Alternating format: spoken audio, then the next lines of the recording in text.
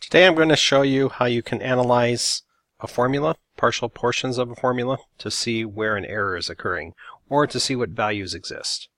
So to do this today I have three tables, and you can see table 1, 2, 3 here. And in table 1 I'm going from A to F, in table 2 B to G, and in table 3 C to H. If you look at these tables as well, you'll see then that if I choose A or B, it will not always occur in each of the tables because it's missing in the third table, A and B, and in the second table, A is missing. In a similar way, G and H are missing from table 1, and from table 2, H is missing. So right now I have a VLOOKUP system working to where it's taking the value I have in this cell, C2, and here's the actual formula here. So what it's doing is it's taking that C, it's finding it in the first column, and that's 3, and then it's adding it to whatever C is in the second column, which is 2, and it's adding it to whatever C is then in the third column, and that's 1. So you can see 3 plus 2 plus 1 should be 6, so the formula is working, and it's three different VLOOKUP formulas. Now, what happens if I put in A? If I put in A, I get an error, which I should, because it's not going to find A in table 2 or 3. So I really have two errors in that formula now. But what if this was a really complex formula with nested logic and external links and multiple tabs in each of these links? It'd be pretty difficult to go through that formula and figure out where your error is occurring, especially the larger the formula is. In the old days, what I would do is I would literally come up here and just copy a piece of this formula. So I'm going to take like this first piece here, and that's the first table lookup, and I would probably paste that then in a cell, and you can see it's 1, and that's what it should be because A in the table 1 is 1. And I could do that for each of the different pieces of the formula, but you can see it'd take a while to go through a formula and tear it apart like that. So an easier way in Excel today is to just go up to your formula, and if you grab the entire function, so one of the functions and all the cells that are in that function, and if I hit the F9 key,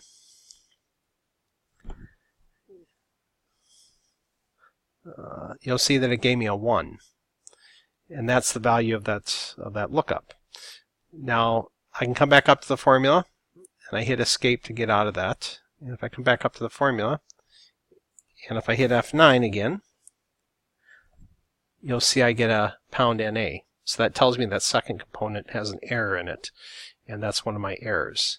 Now I can keep going through my formula, highlight the third one, and I'll hit another F9, and you'll see I have two errors actually. I get a #NA in that second one. So this is a neat, and you can see it up here, #NA. This is a neat way to go through formulas and to quickly tear them apart and see what the values are, if your logic is working, and so forth. Because what if I had a VLOOKUP and then I had another statement that said something like if. So I can put an if statement in front of this. If this, and then equals 1, then I'm going to have the value of 20. Else I'm going to have the value of 15. Okay, so I can do something like that. And if I enter that formula, I still have an NA because A isn't in all of these. But now let's do C. And I did a C, and on C it should be 3 plus 2 plus 1. But if you remember, I have that VLOOKUP taking place now. And I said that if, or the logic in that first VLOOKUP, if this is equal to 1, which it isn't in this case, it should be 20 or else 15. So really this value in the front one is now 15. And then the second one here would be 2 and then 1, so that would give me my 18. But if I had this logic built here and I wanted to see which one was actually occurring, and I could have a lot of logic up in this formula, so I'll just grab that VLOOKUP again, and I'll hit F9, and now you can see that it gave me 3, and 3 is not equal to 1. And I could even go further in that formula, and I could do a F9 on the logic, and you can see that it's false.